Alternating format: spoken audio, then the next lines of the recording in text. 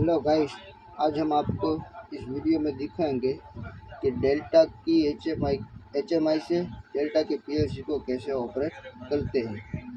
तो गाइस, ये है डेल्टा की एचएमआई DOP B07S211 और ये है डेल्टा की पीएलसी DVP14SS2। ओके गाइस, तो अब हम आपको दिखाएंगे कि डेल्टा की एचएमआई से डेल्टा के पीएलसी को कैसे ऑपरेट करते हैं।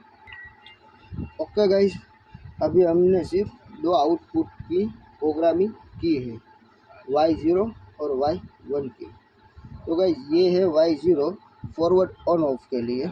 हम जैसे ही फॉरवर्ड ऑन करेंगे,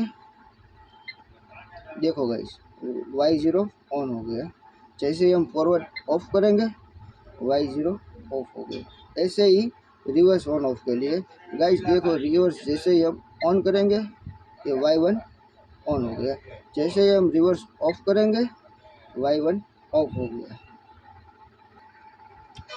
और गाइस, पार्ट 2 में हम आपको HMI और PLC की प्रॉपर प्रोग्रामिंग कैसे किए ये दिखाएंगे।